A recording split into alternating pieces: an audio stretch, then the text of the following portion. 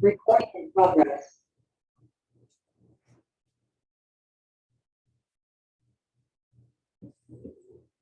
So we are recording.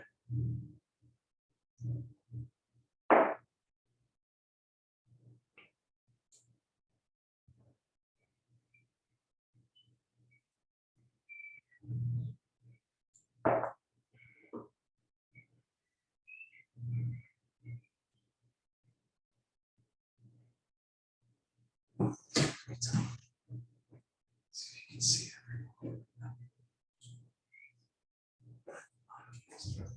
Yeah.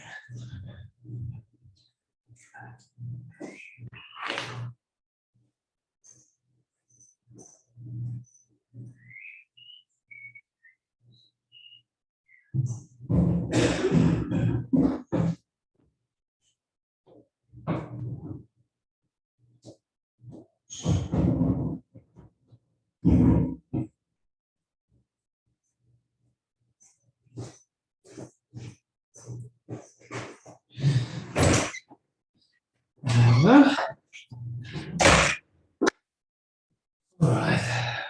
There we go. Got time view there. That's what's filming you. There's no sound or anything coming through this at all. It's just look over there. Yeah, if we need to. Okay, what we got? We've got 2 people in. 4. Well, got it when I start admitting them. I'm just going to give it a minute too. And 1 second.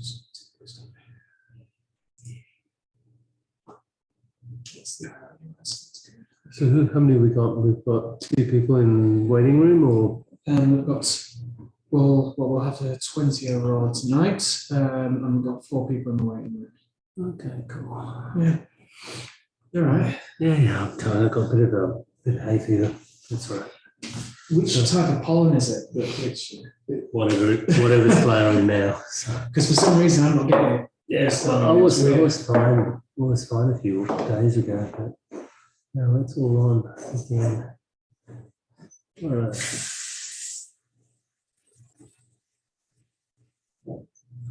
Yeah, it can be even worse here than it is in the UK. Oh, it's miles worse than here. I don't really have it in the UK. Must be certain types then, but it's I think dry grass, actually, to be honest. grass. I just thought mine was grass because it was the time of the year always seems to coincide. But you know, I agree with you. You never know for sure. Okay, we've got what time are we on? I think we've got 2 minutes. 2 minutes. Okay, so that one is there. Ooh. It's okay. Just. Which I might push it even further beyond the camera so that I'm looking at myself. But Well, I can raise it up as well. yeah, that's even better. So I can actually be looking at myself. It makes it a bit easier to actually not look down, which is the. This is what I'm trying to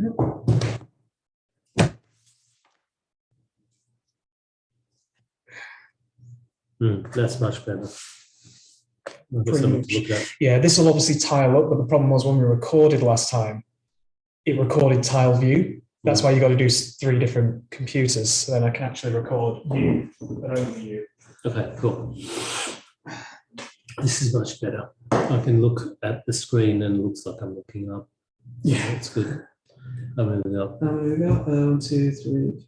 Oh, sorry, 6 in the waiting room. So I'll just give it a couple of minutes. We'll just wait till.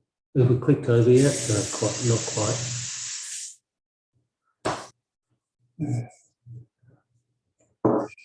And how many people missed? 2. Oh, sorry, no, 3 because 1 broke. But they're okay. I've contacted them. They broke. 1 broke, yeah. All of it. Well, we don't know until Aaron sends us the photos, and that takes days. And then, oh, so they didn't get it because it was broken. Yeah, so a fresh one's been sent out. So I'll have this recording ready for those people, and they'll be able to engage with it in their own time. All right, let's begin. I think we're there.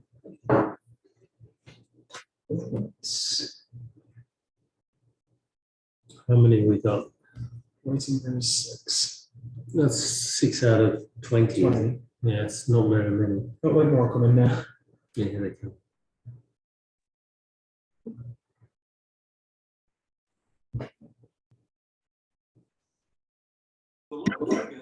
There are near record numbers of Australians in full-time work. All right, maybe mute everyone, maybe. Yeah, 1 second. Okay, it should be on. Okay, can put that on. Are we going? Here we go. Excellent. We've got some people coming up.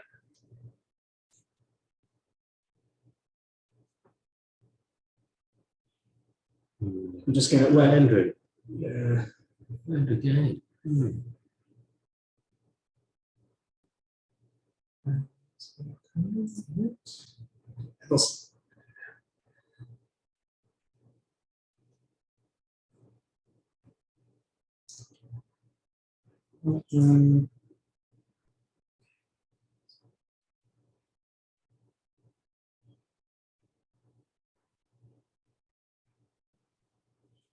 We've hit the time. Am I on?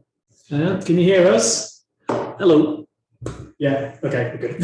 Thanks for confirming. Well, Robin. how about everyone switch their camera on so I'm not looking at a whole bunch of blobbed heads. How about that? There we go. That's a little bit more friendly.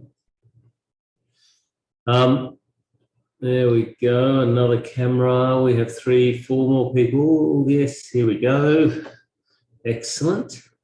Hello, Julie, how are you? Anyone else? What do we got? How many are we missing? So we're just going to wait a couple of minutes while we get everyone on board. I think what do we got here? We've got a few more people to come, haven't we? Yes. Okay. Move it in close. People's to come in. Right. Well, let's just sort of hang tight for a bit. And I've just come out of the vineyard, all covered in pollen. So I'm a little bit hay feverish at the moment, but I think I'll still be able to taste the wine. So how are we going? Any more? Yeah. No. Just yes. Maybe I'll just begin anyway. I mean, we've hit sort of, what have we got? 6:33, maybe 2 minutes, I think. Yeah. So, All right, what I suggest is you put your first wine in your glass, which is the Dr. Nadeson Riesling. Let's do that. We'll do this together.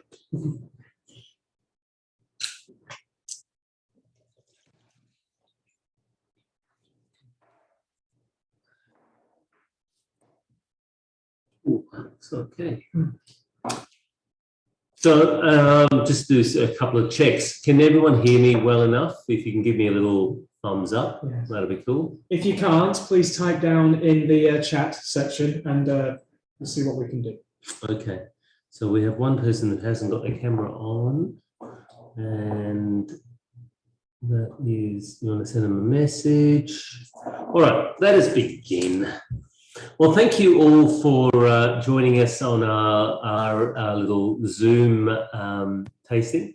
It seems kind of weird to do a Zoom tasting outside of total lockdown, but I think it's still a good idea. We've had a few more logistic issues, I think, since the end of COVID. I think there's even less drivers and less ability for us to actually get wine to people. So there's a few that have missed out today, which is a bit unfortunate. But we are trying our best. So we're going to record it. Have we started recording? Yes. Yeah. Excellent. So we're going to record this session. So I hope you're all okay being recorded. There'll be, I think, 3 other screens that will be watching this after the event. So I thought we'd start off by saying it's been an interesting 12 months, that's for sure. We've been outrageously busy catching up after our little forced rest. I've been back overseas working in the UK and France, and we'll talk about that in a bit more detail a bit later. I also, it's interesting. Lockdown was I don't want to spend too much time talking about COVID, but, the thing is that was an interesting period of time for us because we actually were able to regroup a little bit and just slow down. And I think many of you would recognize that moment where we were forced to slow down and think. And I think that was kind of useful in some ways. And it made us think about where we were going and what we were going to do next and how we were going to imagine the next 10 years, 15 years of not only our personal life, but also how and where the vineyard is going to go. So I'd like to spend a couple of minutes telling you about what how we came out of it and what we've enacted. We certainly haven't spared the horses in the last 12 months, that's for sure. So there's three main areas that have sort of been super interesting for us. So the first one is that we've started replanting. We planted our first vineyards here back in 1985, 1986. 96, sorry, not quite that bad. 95, 96. So that's when we planted our first vineyards at Lethbridge. And we've done a little bit of planting, but nothing really significant since then. We've done a little bit of replanting here and there. We might have planted a little gamay block here, but nothing significant. But what we've done this year is we have decided to plant a 6-hectare vineyard down at Hat Rock. So some of you may know where that is. That's where our second cellar door is on the Bellarine. And we've been farming that vineyard for more than 20 years, but it's only had 1 hectare of Chardonnay. We planted another 1 hectare of Pinot. We planted another hectare of Chardonnay more maybe 3 or 4 years ago, but now we've planted another 6 hectares of Pinot Gris, Gamay, more Pinot Noir. I think that might be it. Yeah. So there's a whole new planting program that's gone on because we've decided that one of the most important things for Lethbridge is to have control over fruit sources, and also fruit security is becoming a big issue, especially in cool climate areas. So that's been sort of a big project for us, and that's why I was out in the vineyard just now talking to Cal about what we were planning to do with planting. However, as all great plans, we've been somewhat stymied by the weather this year. So we were meant to have planted the vines maybe 3 weeks ago, but because of all of the rain, we haven't been able to get out there. So, but we plan to do that not next week, but the week after. So that's the planting of those new vineyards will start in a couple of weeks' time. So that was one of the big projects. The second one, which is kind of hand in hand with it, is that we spent 2 years, well, I should say myself, I spent 2 years thinking about all of the things that I was doing, things like, our biodynamic farming that we've been doing for 25 years, and started to think about how we could do things better. And so I did a fair bit of reading, and now we're into this idea of multi-crop interrow planting. Now, this all sounds very technical, but it's very cool, actually. This is how the environment would have been before kind of mass agriculture. See, what has happened with mass agriculture is, and vines are an absolutely perfect example of this, what we've ended up with is monocultures. And maybe in the case of vineyards, we'd have vines and maybe, grasses of some sort, and maybe clover if you're lucky.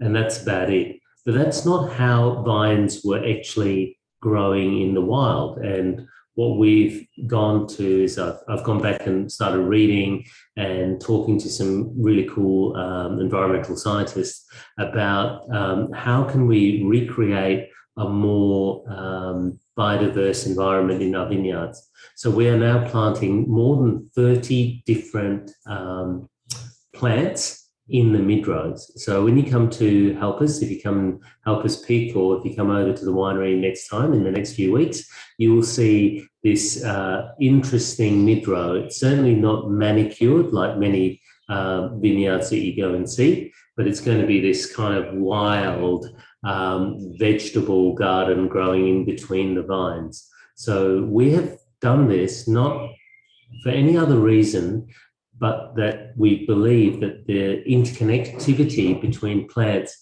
actually makes the vines be more connected to its terroir. So it's kind of very cool. And the third thing we've been into is our export markets have restarted. If you can imagine this, 2 years ago, there was a point where there was not a single bottle of Lethbridge being drunk in a restaurant in the whole world. And that's 85% of our business. And so that was kind of frightening for us. But thankfully, you know, we've been able to sell domestically, direct to customer, and now export has restarted, and we've had some really great goals being scored just recently. Our 2021 Pinot was selected by the Norwegian government as the highest price-pointed Pinot Noir to be accepted into the monopoly, which is pretty cool. So it's the I think there's only 3 Australian Pinot Noirs, and Lethbridge 2021 is the most expensive one you can find in Norway now. So it's pretty cool. So let us. I've sort of touched upon what we've been doing. I will now open it up to anyone have any questions about what I've been talking about. I mean, these are the things I'm super excited about. I've been out in the vineyard right this minute, so you can, so it's kind of like what I'm thinking about. You're probably more interested in the wine, but I'm always interested in the growing. Is anyone got any questions about any of the things I was talking about? Put your hands up. You can put your hand up, or you can unmute yourself and just go just ahead. unmute yourself if you have anybody. No, anyone want to say anything? Oh no. Anybody? Nobody. Okay. All right. You'll have to tell them about Beaujolais, won't you? Well, obviously that's totally bored everyone with that stuff. Actually, I did do one other thing. I forgot all about it, and Daniel's just reminded me. I actually spent 2 months away in the winter, and so our winter, and I went over and made wine in Beaujolais. I've actually made some Lethbridge Beaujolais, so from a 100-year-old vineyard in Beaujolais, from a cru vineyard called Cru Renier, and it's biodynamic. And I made that wine over a few months when I was over there, and it'll be shipped back in January, and then you guys will get to see it hopefully this time next year in a bottle. So look forward to that. There's a couple of comments in the chat. There's a couple of questions. Yeah, I just put one in front of All right, rain effects. Yeah, good one. Yeah, so yes, it's been wet for sure. It's meant that we've been delayed on everything we're trying to achieve, actually. So on the one hand, we're always excited about rain because, I planted this vineyard in a 10-year drought, and rain, the sound of rain hitting the roof always made me think that money was falling out of the sky. So I had to rethink this recently, because after 3 years of full-on rain, it is starting to change that sort of idea around a bit. But yeah, we are okay at the moment. We are still sticking to our biodynamic organic guns, and which I think we will continue to do so. And we're doing some pretty nice work in the vineyard. We're on top of it. We're delayed, so it's going to be a late vintage. That's what it is. So I have a question from Hilda about mid-row plantings with indigenous species. Now that's super interesting. I went to a seminar by a really interesting pastoral scientist, and they were talking about what we had in the Western Districts where we are, there used to be more than 3,000 species of plants growing in the fields, in the pastures. Well, there weren't pastures in those days, in the native pasture, savanna, I guess. Now we're down to mainly maybe half a dozen max. The problem with indigenous species, and we've thought about it, we've tried with wallaby grass and kangaroo grass to try to regenerate them. The problem is that they need the support of many other species to make it work. So what we're hoping is that they're planting these 30 non-indigenous varieties initially, but they're from families of plants that are common with indigenous things, that we might be able to create an environment by which we will be able to plant indigenous bulbs and things that will then be able to propagate and survive. So yes, that's a long-term goal, but it is a long-term goal. It's not going to happen anytime soon, that's for sure. Any other questions? Not as yet, no. Okay, cool. Let's crack on to the first wine then. So the wine in your glass is the 2022 Dr. Nadeson Riesling. So for many of you, you would have had this wine over a number of years. And this one is, again, from Henty. It's done in that very old school German way. We make this all in Foudre, so large format oak barrels, not so that it gets an oaky character, but really builds texture to the wine. Because one of the things that I think I want to be making in Riesling is wine which has real texture, balance, juxtaposition between acidity and fruit. So let me pop this in my mouth.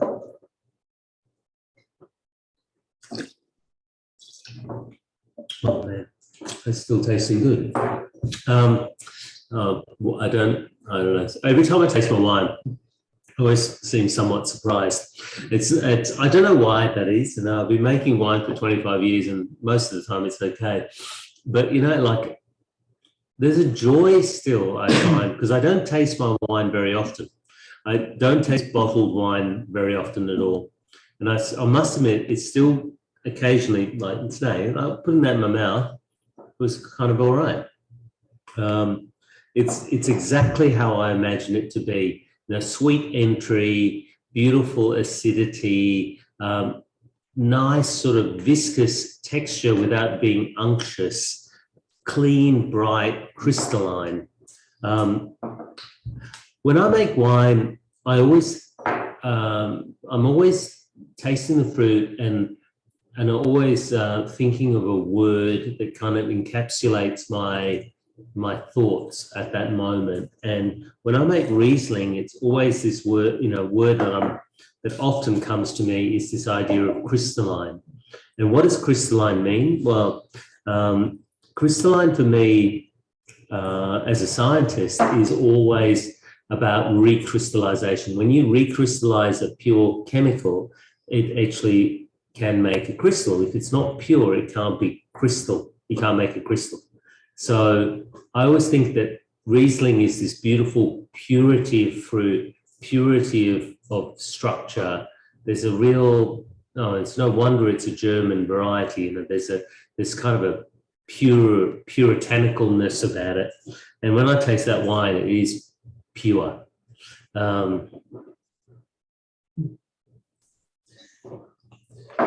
I find it particularly fascinating tasting it so young, because you've had a really good opportunity recently to taste some of the back vintage of Dr. Nadeson and just see how well it matures. Yeah.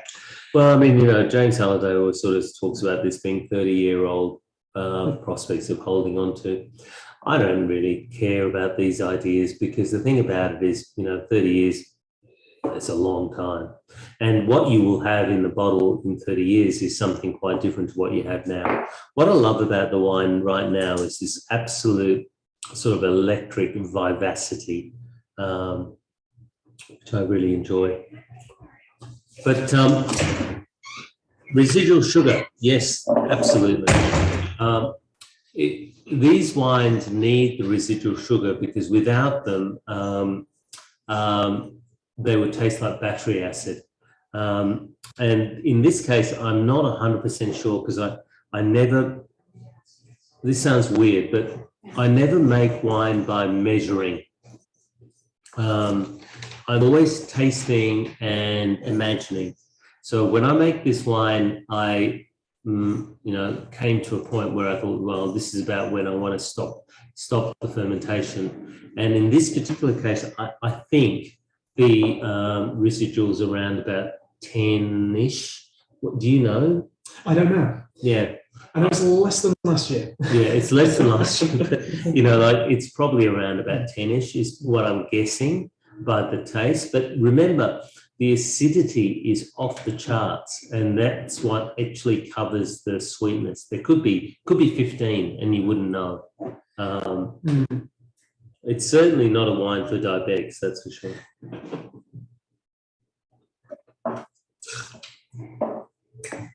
Wow, it's really good though. It's quite a beautiful wine. Any thoughts on the wine? Just unmute yourself. This is a very sterile conversation if I'm just talking on my own. Come on, Julie, you unmute yourself. At least do that.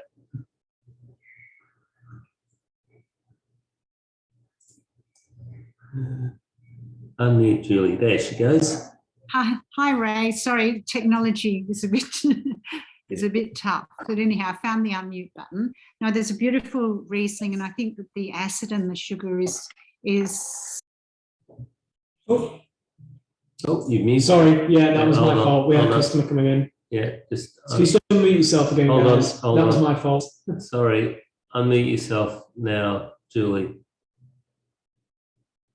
Oh no, can we unmute Julie? There Yep. it is. Yes, here we go. Go on, Julie. Okay. So, yeah, so I think the acid and the sugar is beautifully balanced, and there's a lot of other layers there as well. You can't really even, I don't think you can really even pick the residual sugar because of the acid balance, so it comes across really well. So I'm really pleased to see you, Julie. I mean, so Julie and I studied winemaking together. It feels like a million years ago. It was a million years ago. It was many lifetimes ago. And she makes beautiful wine. She makes some beautiful Cabernet from the Yarra. Did you make any wine last year, Julie? Yes, we did we basically just do a Cabernet and a Rosé now, Rosé. just in our basement on our back deck in Northcote. Yeah. So, but it comes up quite well. So, yeah. Well, you're very talented. So good. Good. Let us try the second wine, which is called Edelweiss. So pop that into your glass, and I shall tell you the story of this wine, or the genesis of this wine. The genesis of this wine was one lunch afternoon with my daughters in West Melbourne. And so my kids are all studying in Melbourne, and from time to time I get extremely lonely and sad that they're not home. And I remember heading off to Melbourne to catch up with them, and I took them out for lunch at a restaurant in West Melbourne. Now, is my head cut off for you guys? Because it's cut off for me. I'm not sure why.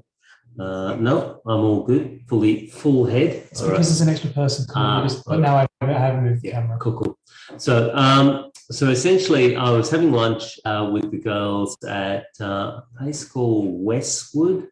I think it's quite close to the market. Anyway, it was a nice little restaurant, and as often happens to me, the sommelier knows me, and he came up to me and said, "Hey Ray, I've got this amazing wine that you have to try." And this happens to me quite a lot, and invariably, because they all know me as being somewhat esoteric and somewhat interested in interesting wines. They're always trying to show me something new and exciting. So sometimes this can be good, and most often it's not. I can tell you that for sure. So it tells me that this wine is an Austrian wine. It's from an organic biodynamic producer, blah, blah, blah.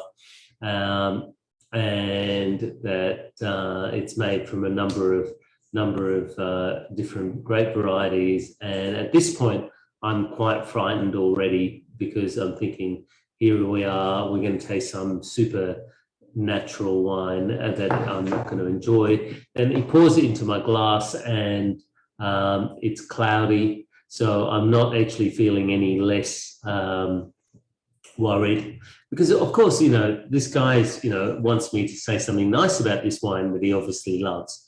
And I'm going to struggle. But actually, what was fabulous was I put this wine in my mouth, and it was delicious, absolutely delicious. And I thought to myself, bloody hell, this wine has transported me immediately to the Alps. Like, I've done a lot of walking in the Alps and a lot of climbing in the Alps, and I just was like transported to lying on a grassy slope in kind of early summer. There's wild flowers out there. There's cattle in the hills. There's grass. It was just so transportative that it was amazing. And like I mentioned before, I think about words when I make wine. I also think about kind of scenes when I taste wine. And what was beautiful about this was it just took me straight there. And I thought, wow, that's super cool. And so I said to the guys, that I really would be very keen to try to make a wine like this, because I'm always about this idea of transporting you to somewhere else. And so I came home and I sent a message to the maker, and he was very, very kind, and he told me about how the wine was made and all the rest of it. And so I then decided to make something like this, and that's why it's called Edelweiss, because of course that's the floral emblem of Austria. It's also commonly found in the hills in Austria in springtime and early summer. And for me, when you smell this wine, you're completely transported to those alpine meadows. It's floral, and it's slightly grassy, but not too grassy, and it's really quite delicate. So, what's in this wine? It's mainly Riesling. There's a little bit of Pinot Gris, and there's a little bit of Muscatella. So in the Austrian version, it's Riesling predominantly, a variety called Schroeraber, which we don't have in Australia, but it's quite similar to Pinot Gris, and then a touch of Muscatella. So it's kind of, I'm not trying to copy it, but I'm just trying to make a wine inspired by the wine that I tasted that day. So hopefully you like it. It's mighty acid because of that Riesling, and it's bone dry. It's a wine that I remember a couple of tastings I've done, people talk about it as being quite Marsanne-like, and I can imagine in a way that this wine will age super gracefully over a long period of time.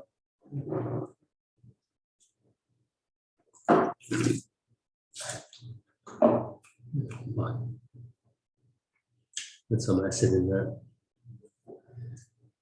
So what's our thoughts on our little experiment here?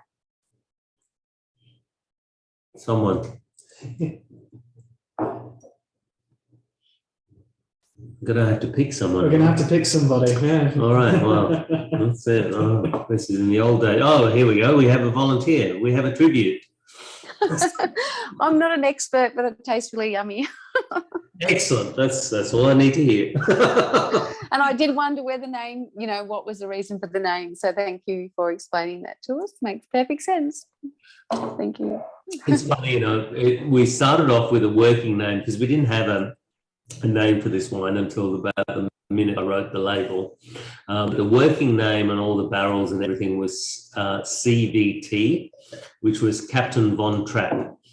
So it was the Sound of music. sound of music, yeah. So we did a lot of swirling around and spinning our arms around and twirling in the winery while we were making this wine. So I hope you can feel the energy. So It's great. So was this all just constructed in stainless steel, or was there any? it's all in barrel. All barrel. Yeah, all in barrel. I think it's very young. That's my thoughts on it. Tasting it now, it's like outrageously young, but it's a wine that I'm very confident about aging well. Anyone else like it? Because obviously I'm desperate for feedback. Oh, guys, yeah. The first grape was Riesling. The second grape was Pinot Gris, and the third was Muscatella. Very, very small nuts. Yeah, tiny bits. Tiny nuts. So we'll just ask. Good. Well, we're going to have a look at some Chardonnay next. So 2018 Allegra.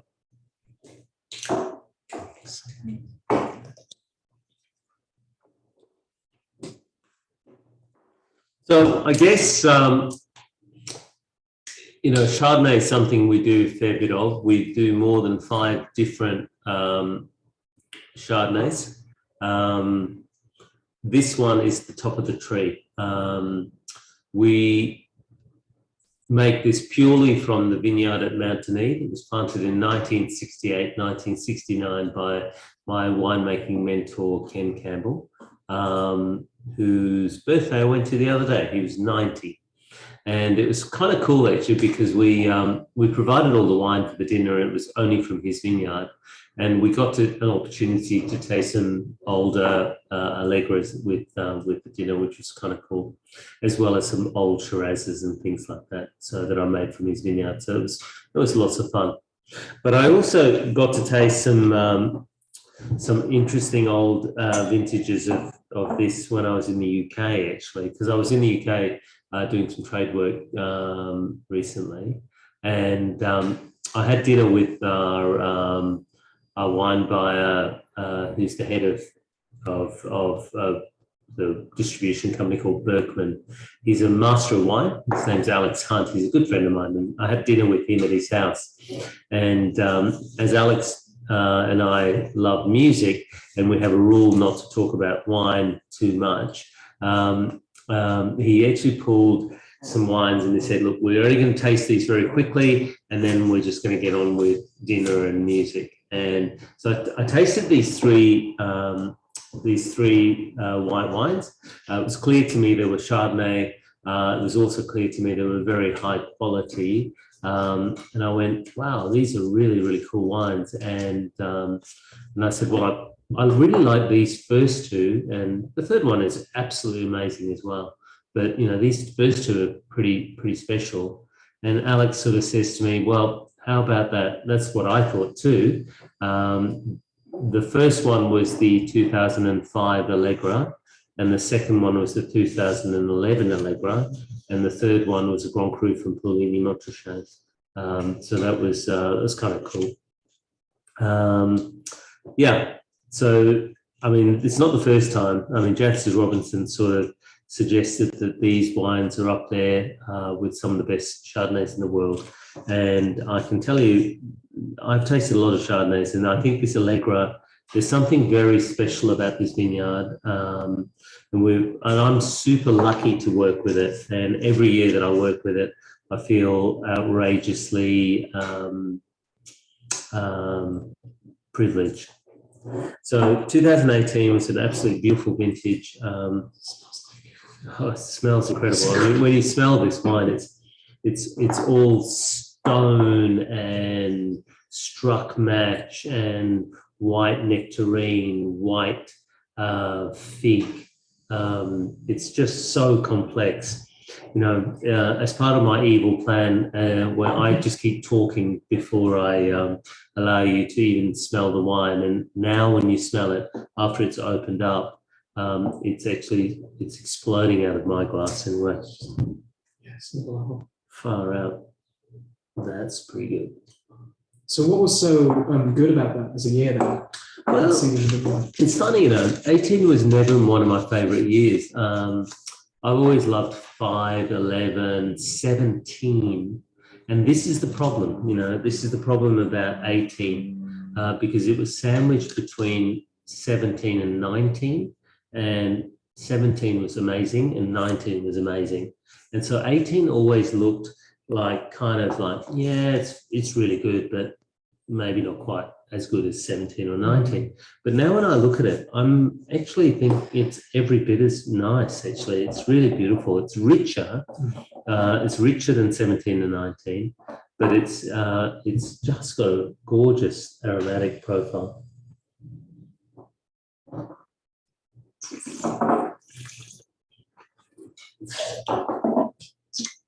Wow. That's crazy good. Wow. Well, there you go. Marie doesn't let me have this wine very often, as you can tell. So yum. Happy with that. So it's one of the things, I think the thing that you should think about great wine is when you put it in your mouth, swirl it around, swallow it, how long does the flavor last for? If it lasts for a few seconds, perhaps it's not that great. If it lasts for minutes, that's amazing. If it lasts for multiple minutes, which I think this is going to do, it's really, really fine.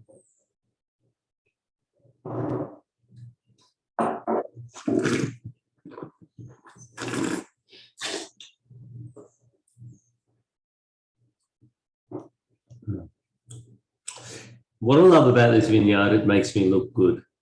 I do nothing. Honest to God, I do nothing. I pick the fruit. We carefully grow the wines, that's for sure. But we pick the fruit, we whole bunch press it, we put it into a barrel, and 15 months later we take it out and we put it in a bottle. That's it. It's like the simplest winemaking known to man, and yet I think that's a very beautiful wine, and that shows you place. Absolutely. Anyone have any comments? No one? No. Come on, someone. Very nice. Yeah, all right. Oh. Yeah, I'll go. Yeah, very nice. That's fantastic. Yeah, I'm pretty happy with it. What's your thoughts, Andrew? What are you picking up on it? Me here? Yeah. Pretty much before you went and said everything, I had everything written down, that struck match. Even that touch of sulfur, gunflint, and then into that stony minerality. I'm not overly familiar with that site at Mount Dunedin, but I've done a little bit of work there. I know what the soil profile is like. And it's speaking very much of that volcanic subsoil that sits down deep. The really interesting part for me was how the toasted brioche into the white nectarine, white stone fruit really just went whack, and just sort of lit the glass on fire, so to speak, without sounding too over the top. Super long.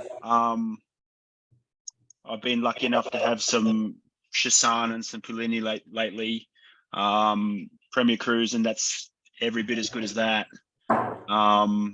And I'm looking forward to the 2010 Allegra that arrived in the Domain Wine Club pack the other day. So, yeah. How about that? Bloody hell. I didn't realize that was... You know what? Marie never tells me what goes out in the wine clubs, because I'm always saying, no, you can't possibly do that. Well, there you go. That's outrageous. There you go. So I'm very much looking forward to opening that at Christmas time. I think that could be a bit of a treat. That is a cracker. The 10 is, Yeah. it's actually super interesting. The 10 is a ripe year. And I always sort of thought, how long is that going to go? Remember, you've got to put everything into perspective. It's one of those things, like I've been on this journey for 25 years, but 2010 was quite a while ago. Like I knew sweet fuck all really at that point. I was still super learning. And so I had no concept. When I tasted that wine in 10, I went, oh man, this is pretty rich, especially on the back of 11. And I thought, yeah, it's a pretty nice wine. I don't know how it'll go, but I'm pretty sure it's a good solid wine. And now when I look at the 10, I go, bloody hell, that's actually a pretty special wine. So yeah, I'm pleased you got your hands on it, sort of. I look forward to it. Well, excellent. Cheers. Anyone else that wants to talk about the Allegra? No? Just got a question from Sarah about Sarah. Okay, oak. Yeah. So, well, here's the answer to that, and it may surprise some. It may not others. This is 100% new oak for 15 months. Now that is full on. I mean, in the grand scheme of things, that's a walloping amount of oak. The oak we use is the stuff that we actually get the trees from France, blah blah. And then we have them made with the barrels made with very light toast. Because what you don't see in this wine is sort of that bacon fat, all that sort of characters. You don't get that. What you get instead is the structure that the oak brings to the wine. It gives you that, like what Andrew was talking about, the length of the wine. That comes from the tannin profile of the oak, and it really, really helps. So well integrated. Yeah, I mean, we're looking at a wine that's 4 or 5 years old. But, like as this wine ages over time, whatever oak you see now, which I don't see that much, you will see less and less. It'll become more and more integrated as time goes by. Right. Moving on. Yeah, Shall we move on? Is everyone good to move on? Right, Pinot Noir.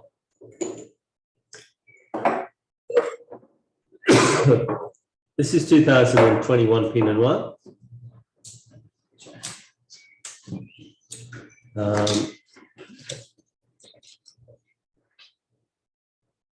Excuse me a moment.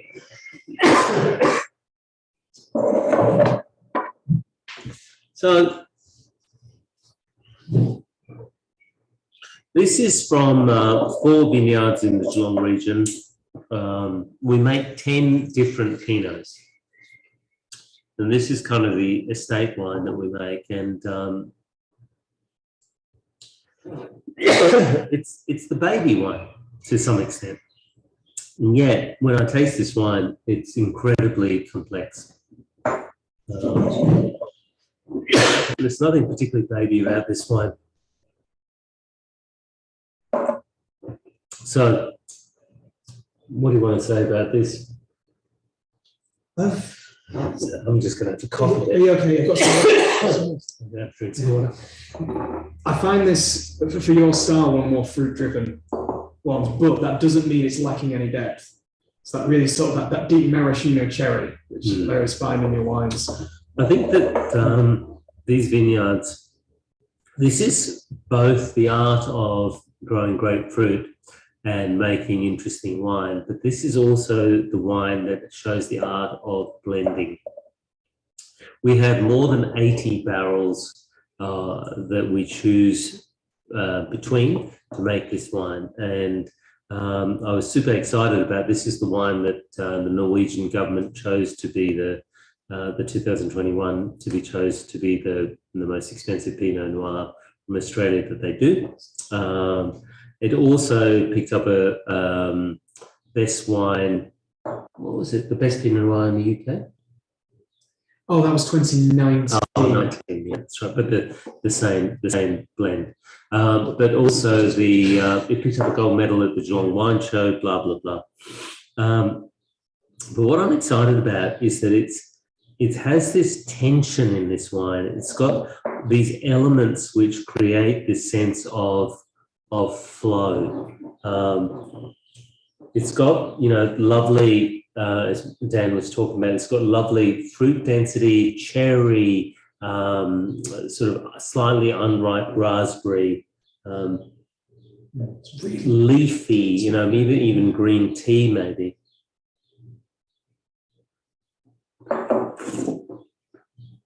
There's always that slight herbal note. Yeah, that's right. That's a green tea thing. And then in the palate, it's so serious, you know, like we're not looking at strawberries and cream. Now we're talking about earth and sous-bois and a little bit of charcuterie coming in.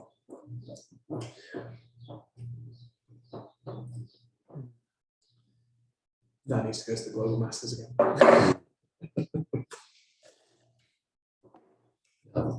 Cool.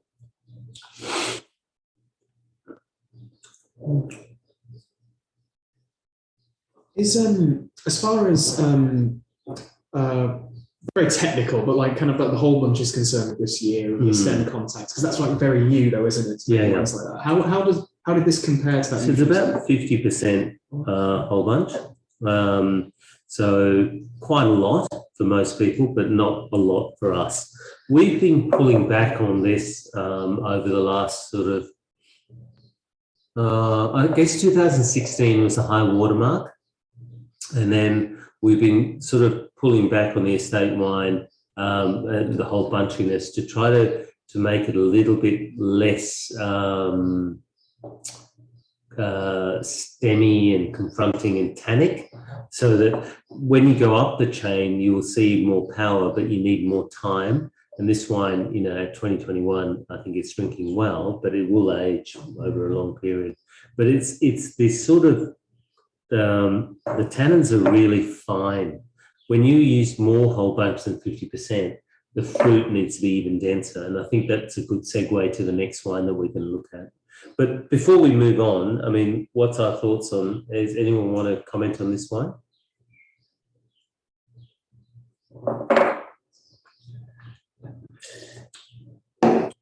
Do I have to pick someone? Well, Yeah. you pick someone. I'll pick someone. Come on, Hilda and Andrew. Come on, I've been watching you. Luckily, Hilda's, ducked out of the room, so she's avoided it.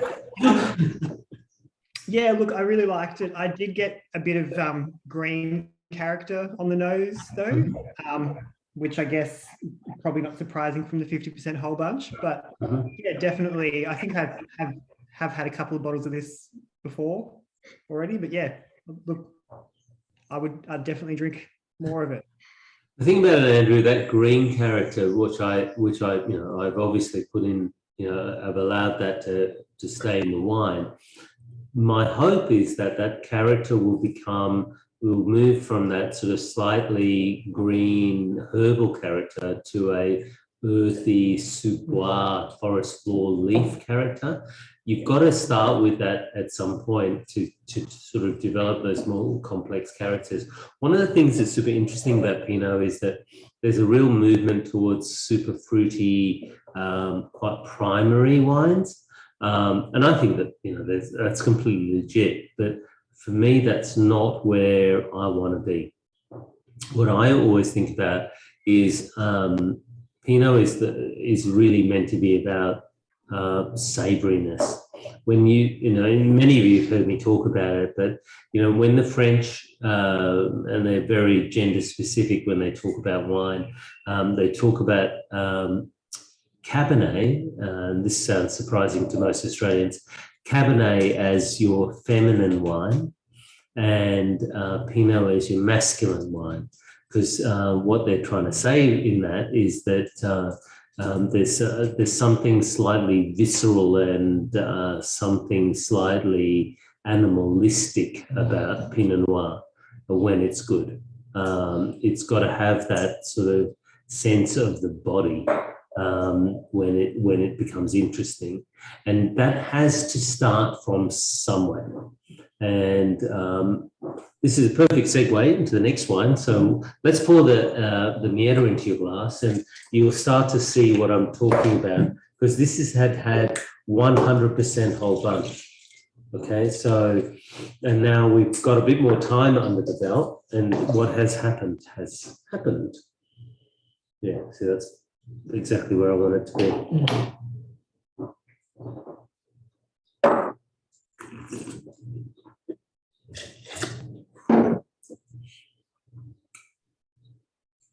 Ray, could I just jump in? Yeah, please. Just on that last Pinot Noir, just the addition of a little bit of food, a little bit of meat with that has changed it from Yeah. being super savory and maybe a little lighter on the palate than I would have thought with the color, to all of a sudden the fruit standing out. We're using something with quite a bit of salt in it. With some salami or I've something. just got a nice bit of salami sitting right here, so That's what Yeah, happens. that's the works a gift. treat. That's the gift. Works a treat. So yeah, that's just an interesting note there. Oh, look, Andrew, I tell you, I don't know if you guys know this, but, you know, I was a vegetarian for 18 years of my life. And the thing that actually brought me over to the dark side was Pinot Noir. Because, you know, duck and Pinot Noir is just outrageous combo. And, you know, if I was going to make wine, especially my main interest was Pinot Noir, not to see that synergy between Pinot Noir and that protein and saltiness, you know, confit of duck, you know, that super salty confit of duck with Pinot is just like, it's mentally good. Yeah, exactly. And a lot of people don't realise that the traditional homeland of Pinot Noir being Burgundy is that, I know the wines of Burgundy might be very prestigious and very expensive now, but the traditional history of that wine region is very rustic. Yeah, absolutely. So if you think about it, and like, you know, the other thing which I actually, you know, this is going to sound like a food thing now, but, you know, like my favorite thing to drink with good Pinot Noir is actually cassoulet, you know, which is the beans and, you know, those sort of salty sausage and all that gear, you know, like that's super good, you know, earthy, you know, when I talk about visceral, I you know, that sense of the, you know, visceral is, you know, in your guts, you know, like it's not just about your intestines, but it's about your body, you know, it's what makes us human. That's why I love about Pinot. It's actually the most, and when I say earthy, it's the one that actually is the most close to the earth. You know, it's meant to bring us back to basics. It's refined, but it's also wild. You know, I think that's the key to great Pinot Noir. Can I ask a quick question as well? Go for it. Yeah, some of the vintage launches we've attended, you've felt the need to do single vineyard Pinot Noirs, and including my favourite Hat Rock whenever it comes out. But did this vintage did you do one as well, or yeah? Absolutely, we did. What makes you decide to do it over another year? Very much to do with, okay, I'll tell you exactly what makes me decide. It's all about vintages which are not too hot and are not too cold. Because when vintages are too hot, everything has it becomes much too uniform. So even every vineyard ends up becoming quite fruity and dense, and the flavor profiles become somewhat blurred. And the same is true when it's too cold. Everything looks a bit green and a bit weedy. So in the kind of absolutely perfect, well, close to typical, I would say, where they show typicity, they're the vintages that I make single vineyard wines. I did make them in 2021. The only problem with the Zoom tasting is that, you know, if you come to the one at home, you'd have got to taste 19 different wines, including some of the single vineyard wines. And I know many of you are in the wine club, and I understand that some of you are in interstate, so it makes it more difficult. But if you can come sometime and visit us, we will be happy to show you some of the single vineyard wines. And I think they're very interesting. They show the site, and like for instance, the Hillside Haven, which happens to be one of my favourite. It's on granite gravel, and it's so cool because you can taste that mineral granitic quality in the wine. I just find it really interesting. It's not anywhere near as bloody or earthy as, say, Hat Rock, or the most bloody, the one that always tastes like you've been smacked in the face, is Bill Sweetland's vineyard, because of the ironstone. It always reminds me, that vineyard takes me to being about 23 or 24, playing rugby in the front row, and some prop whacks you in the face with his head, and I'm bleeding out of my mouth. And that taste of blood, that's Bill's vineyard. It takes me back like instantaneously. Not that everyone wants to be there, I can tell you that, but I actually quite liked it. I like the taste of blood. All right. Anyone else have any comments about the Mieta? Julie, please say something. You like Pinot.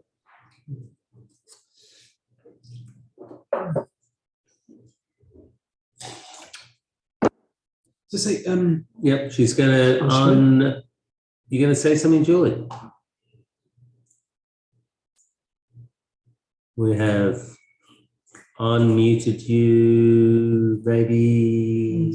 Now. Yes. There we go. No, it is very beautiful, and it's so complex, and just delicious to drink. It's joy. Velvety. I think a real velvety sort of palate that just is fabulous. What do you say, Andy? It's a very earthy sort of taste. Very nice. Yeah. Yeah, definitely not a cordial, as Andy said. Yeah, I mean, for me, as I've said many, many times, I make wines for grown-ups. I don't make wine for children. So, as we get older, and I think that, when we move from being a child to an adult, we start to like those more, and I use the word again, visceral, that slightly, the sense of the body more, it's more sexy, really. It's those sort of things, and I think Pinot really shows that at its best. Those characters which are much more sensual. Good. Next one I would like you to put in your glass is the Cabernet Franc.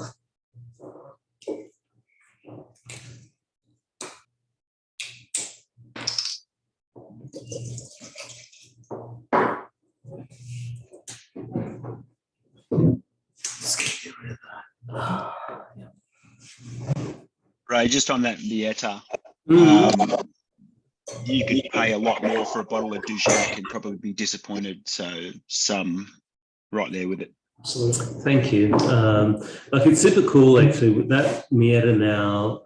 You'll find that when I was in the UK, it was crazy. It was in 10 3-star Michelin restaurants in the UK, and that's all of them. I was my mind was blown when it was put onto a menu at this place called, what was it called? It was a restaurant in the middle of nowhere, but it was a 3-star Michelin, and the Raby something. What was it? Raby, yeah, it doesn't matter. But anyway, the food price on it was the 10-course deck menu was £300, which is pretty steep. And the matching wine was £250. And I thought, shit. And that, you know, that was, Mieta was on one of the matching wines that they had. And I thought, far out. And to buy a bottle of Mieta in the UK is more than £250 a bottle. It's like mental.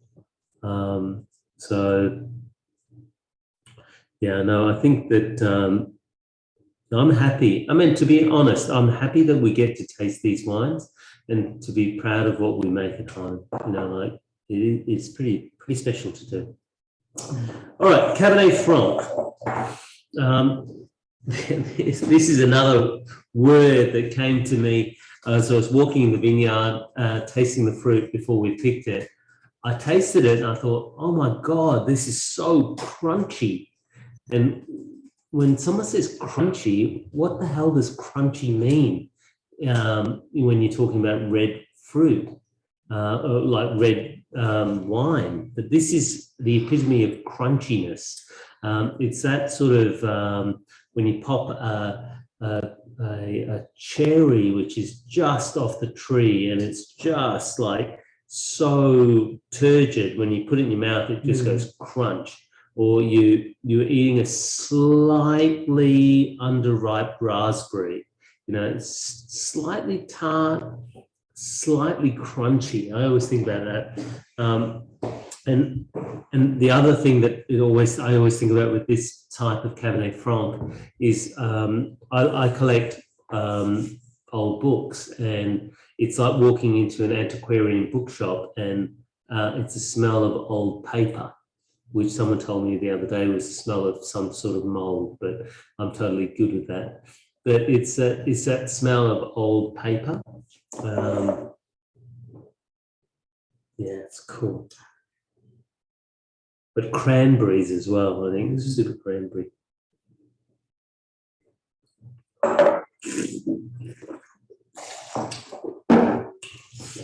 So, I don't know if many of you have tried these wines, but the wine that I was thinking about when I was making this wine was those Cabernet Francs from the Loire Valley, from Anjou. Crunchy, bright, quite high acid. It's like a chalky tannin as well. I love that Cabernet Franc. Chalky, yeah. We only made a few hundred bottles, didn't we? 600 bottles, something like that. Yeah, but less than that, I think. Yeah, we just made 2 barrels of this wine. Yeah, pretty young. And which vineyard is this from? Is this from right here? Yeah, right here. It's interesting to say, and you know, obviously I'm praising the wine, but when I taste a lot of New World Cabernet Franc, even when they're very good wines, you say, okay, that's a very good red wine, but rarely do you go, that is a Cabernet Franc. For it to have that typicity of the varietal, and it's coming from right here. Well, I think it's partly due to the fact that often Cabernet Franc is grown in areas, in Australia anyway, where Cabernet Sauvignon is grown. And in my humble opinion anyway, most of the Cabernet Sauvignon grown in Australia is grown in places that are too hot.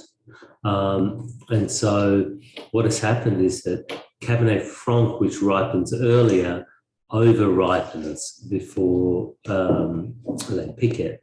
And so it ends up looking a bit ubiquitously boring.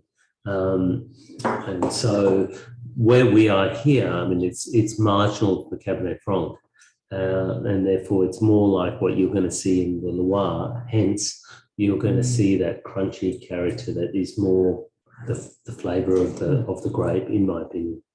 Because one of the things is, as grapes varieties get beyond their optimum ripeness, they all kind of come to be the same, which just goes back to a little bit of what I was saying before about, you know, in the hot vintages, all the vineyards look more similar. It's only in the perfect vintages where they look different. What's our thoughts on the Cabernet Franc? Can we get someone to chat about it? Anyone? Yeah. Like, I'm amazed at how well integrated the tannins are, because, you know, as you say, like Cabernet Franc is generally grown in warmer areas, and I often find, especially one that's like only a year old, you usually can't go anywhere near it for about 3 or 4 years. So it's quite exceptional. Yeah, like that sour cherry and cranberry, and it's, yeah, absolutely phenomenal. Thank you. I mean, you know what I hope to make? You know, whenever I make wine, my hope is to make things that are vibrant and alive.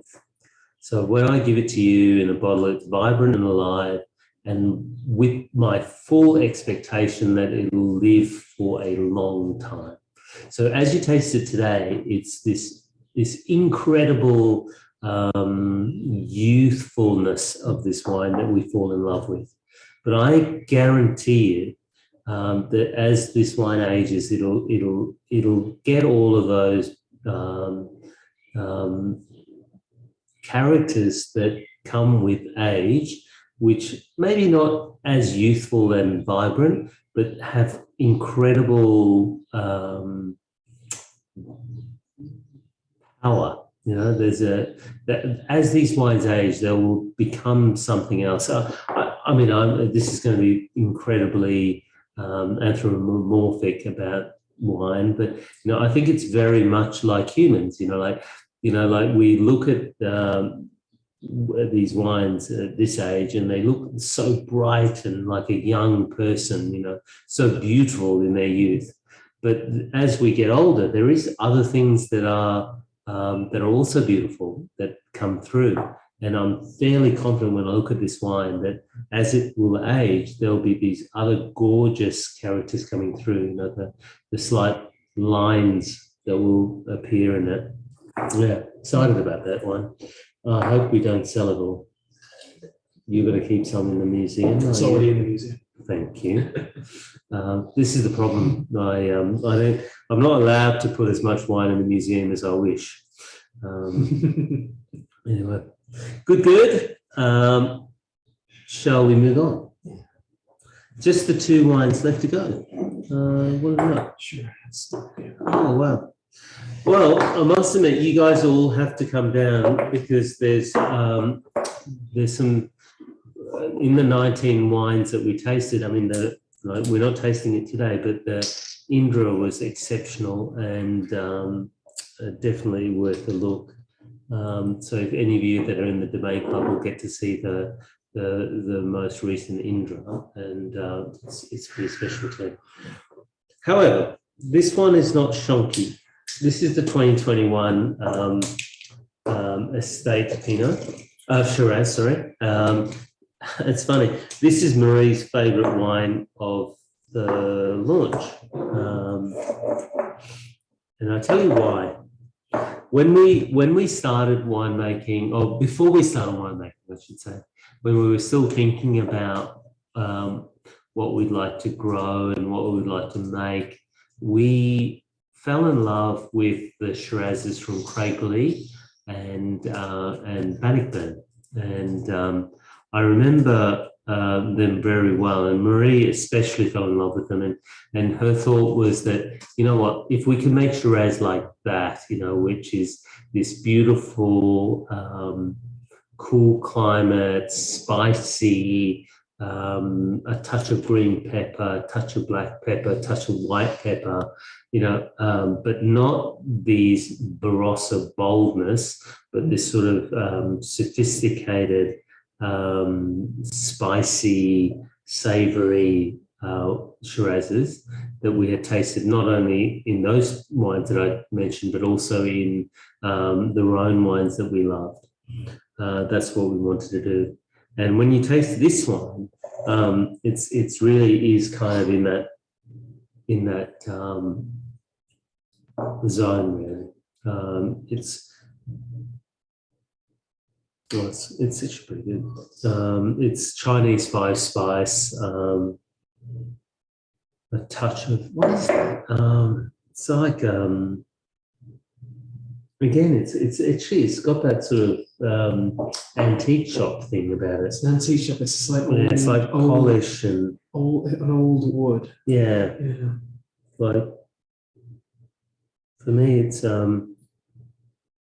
like beeswax and wood. Yeah, it's so beautiful.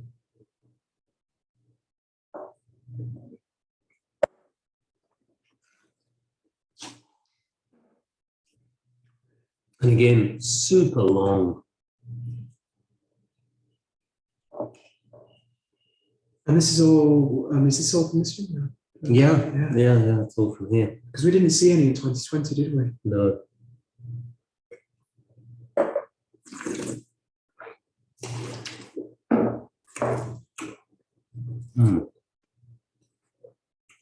And there's vibrancy in the mouth, which is really beautiful. Really dancing in your mouth. Slight peppery down on the finish as well. It's a sort of a combination between green and black and white peppers. Not anything in particular, but just kind of like a spice note. What's our thoughts, guys? Does anyone want to talk to this wine? Just unmute yourself or put your hand up and we'll unmute you.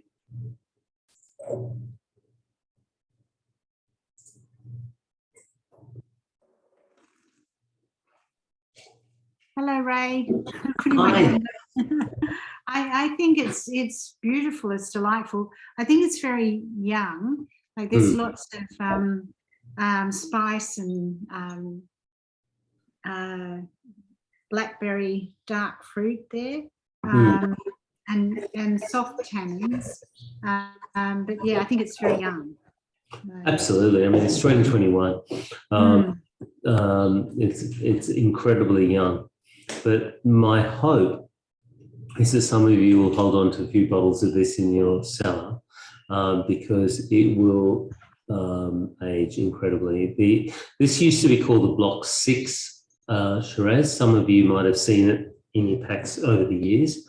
And I opened an old one of these and it's absolutely age-worthy, incredibly interesting. But what I like about it is because this is off the vineyard here. I mean, this gets picked in late April, early May. So we're talking about ultra cool climate. It's well after 6 weeks after anywhere else in this region. It's really quite late. But that's where you get that tension in the wine. But yeah, you're right, Julie. It's very, very young. It's super interesting. I've just noticed a note. It's cigar, like I'm waiting for you to tobacco. try it, Yeah, tobacco.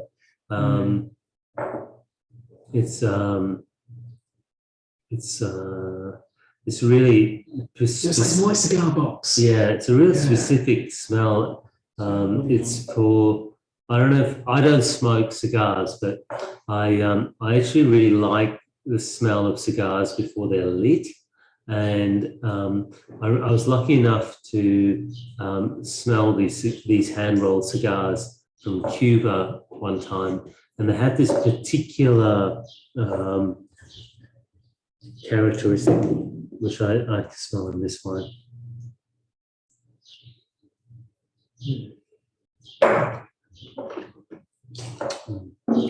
It's like tobacco leaf.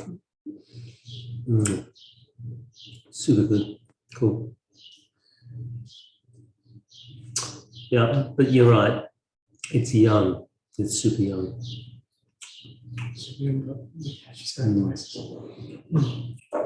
Good. How are we all traveling? I just wanted to ask, with that Shiraz, like Shiraz is really peppery character. How would you expect that flavor profile to change as it ages? Okay, so what will happen with that, I have seen this, is that pepper and the spice will become kind of less on the top note, but it'll be always there. And what ends up happening is that you get this earthy mushroom compost. That we talk about the soup bois, that forest floor, that taste of leaf and kind of the deciduous forest, not our forest that we have at home, but that character, wet moss. It's super delicious. Also cured meats. Yeah. Particularly Correct. with very cool climate examples. You're like right. this. That's going to do it. It's actually, well done, Daniel, because it's the other one that takes me to is walking into a really good delicatessen, where you smell Parma, prosciutto, all kind of salami, all hanging around you. And it's that smell of cured meat. Yeah, absolutely. Dead right. That's where it goes. But what's beautiful about these sort of wines is that they're super subtle. Like when I taste these big, opulent Barossa wines, they're quite unidimensional. I mean, they're powerful, but they don't have these layering that you see in these cool climate wines that actually allow you to come in and out of flavors, which allows a journey to be much more interesting. Especially the nuance and how it's changing in the glass. Last wine, guys. This is the 18 Nebbiolo.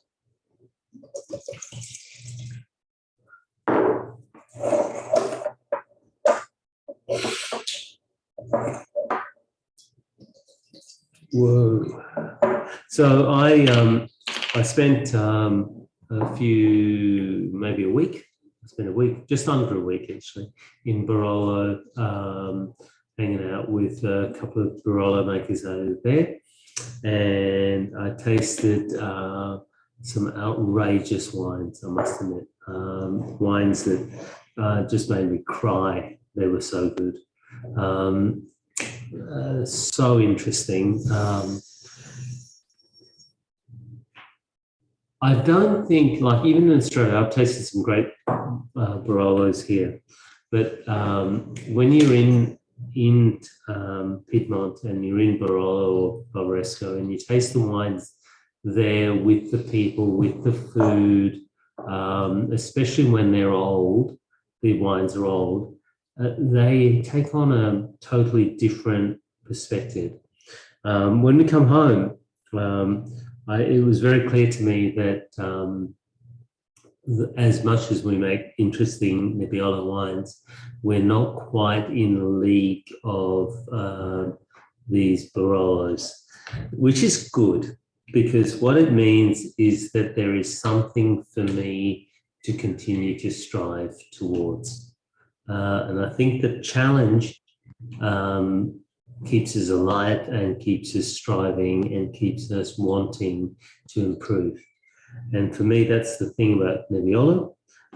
Every year I've been making it. So this would have been 2018, which would have been my 5th attempt at it. It's probably my best attempt to date. But I taste what I taste in the Foudre, which is the 2022, and I can see how I'm evolving.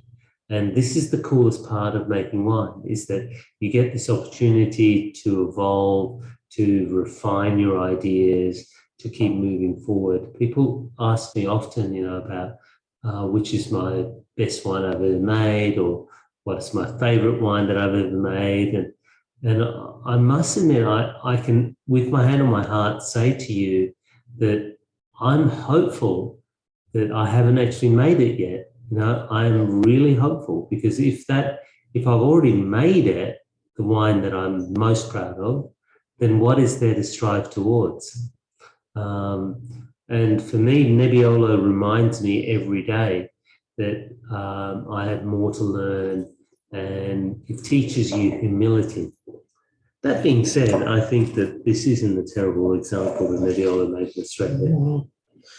It has all the elements that I'm kind of looking for. It's got that rose petal pot puree. This is it, because I've only tasted the 16 and the 17, and now tasting the 18, there was more of that perfume, which is just Nebbiolo's. That's what you need to bring Nebbiolo. Yeah, it tastes pretty good, but I think it's really important to understand humility, or to try to actually understand where you are. I think this is a good wine. Do I have more work to work on? Yeah, absolutely. That's good. Could you name like just a couple? So we have a question. Yeah, Ray, sorry. One thing I always noticed with Australian Nebbiolos compared to, say, the ones from obviously Piedmont is that they seem to be a lot more fruit forward on the palate, more rounded. The stuff coming out of Piedmont, out of Barolo, I mean, I'm not going to compare anything to Barolo because you can't possibly do that. But even the Selangor Nebbiolos, they seem to be a lot more savory, a lot more lean on the palate. Can you speak a little bit as to why that would be? Is the climate that we're growing the grape in here, or what do you think? I think that you've hit the nail on the head. In general, we grow Nebbiolo in places that are fractionally too hot. That being said, this particular vineyard is about as cool as you get that we have at the moment. My thoughts are that in time, allowing for enough climate change, the best places for Nebbiolo is probably going to be the Yarra Valley.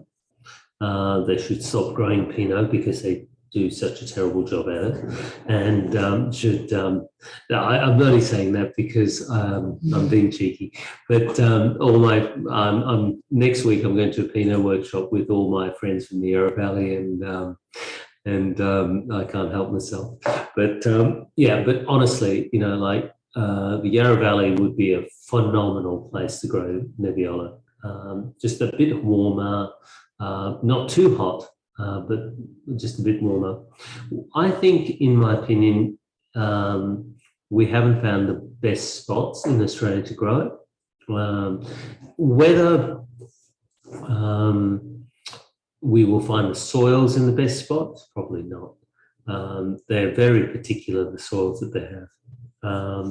But I think that in the sort of hierarchy of needs, the most important thing is climate and then soil. And I think we're fractionally warmer, hence we end up with these slightly fruitier wines. But what's your thoughts on this though, Andrew? Do you think that this at least is not too fruity? I'm hoping. I really enjoy this wine. It's not, it's definitely Nebbiolo. That's for sure. It's not something that's got a Nebbiolo label on it or trying to pretend. It needs the food. The food definitely helps it. And like you said, the potpourri, the roses in the nose, definitely there. You can tell it's an 18 in the glass. Like it's got that little bit of brown about it. Just coming away from that pale red brick. Look, I don't know if are you familiar with the Tredeberry label, the Langi Nebbiolo they do? I find it similar to that. In a way, I find it similar to Owen Ladder's Nebbiolo as well. Look, it's a really good expression. I think you hit the nail on the head. We still don't seem to have found the perfect zone for it yet, but as far as a grape goes, it seems to still be definitely in its infancy in production. Maybe in 20 years time, we'll see what's happened to Pinot, in Australia now, where it's just maybe the best grape grown, in my opinion. Maybe Nebbiolo can follow it down that path. It's in my opinion, Chardonnay's had the greatest change. I go back to the 80s, Chardonnay in Australia was undrinkable and it was awful. And now you look at Chardonnay in Australia and it's probably some of the best examples of Chardonnay the best examples of Chardonnay in Australia are world class, and that they're world class. There's no doubt in my mind about that. I think Pinot, we're close, but you know, our very best Pinots are close, but there are Burgundy is still there, that it's ahead of us, and we may never catch them. Nebbiolo, I think we're a long way behind. That being said, though, what I love about it is the Australian kind of way of doing things is that we are in the infancy of this. You know, the infancy, not even infancy. We're probably in the 3 or 4 cell stage of Nebbiolo, really. We are just beginning this journey. You know, for me, we are making progress, but it's going to be not me. Maybe it'll be Indra when she makes wine, or it'll be, you know, maybe Indra's son or daughter. You know, like it's we're a way away. What I love about Italy is that the traditional roots of these wines are super deep. You know, I thought they were deep in France, but when you go to Italy, it is even deeper. It's super cool. The interesting part when you do go to Italy, I've been lucky enough to go to Barolo myself, is the way that the young and the old are mixing winemaking techniques from, you know, the 3,000 litre Slovenian oak barriques, and then down to your modern barrique now, which is making it more drinkable.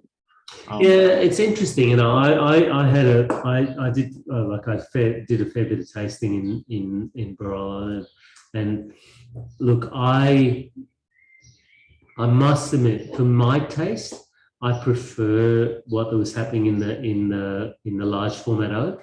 I found the new oak stuff interesting, but not kind of true. Like it was trying to force the issue, and I think that's kind of a thing that they don't need to do. they don't need to go there. That's my thoughts anyway. It's like the more in talking to, say, Silvia Altare and those sort of people about it, you know, the reasons for it was they wanted to steer away, by the sounds of things, from, you know, the 50-year-old cellaring requirement that came from old school Barolo. Oh no, I get it from a financial.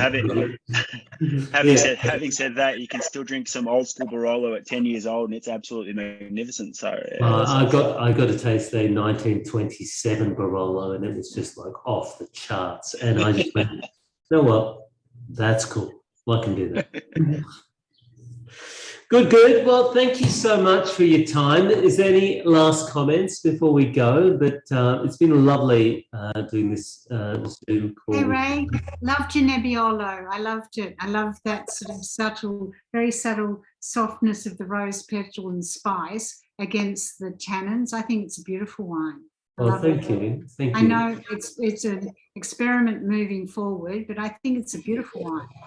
You know what, the thing is, we have to start somewhere, Julie. I mean, and you know, like, and we've started, and you know, I'm happy that we're working towards it. You know, this is the thing. I mean, like, if there is nothing to reach for, then there's nothing to do. You know, we need to keep reaching. You know, and in that comes the real exploration. I love it. Every year I make the wine, I'm always tinkering, I'm always playing, I'm always imagining. If not, what's the point? All right, guys, I'm going to let Ian leave you. See you all. Thank you again. Thanks, Ray. Thanks a lot. Thank you. Bye. It was great. Thank you so much. Thank you. Take care. Now, I should say there's some order forms or something or other. You got to. Is there something we've got them? We've got those. There's a. We're all sorted. 20% discount. Blah blah blah blah blah blah. You guys know what's right. Okay. Any questions? Message sales. Thank you. Have a good night. See ya. Bye. Bye.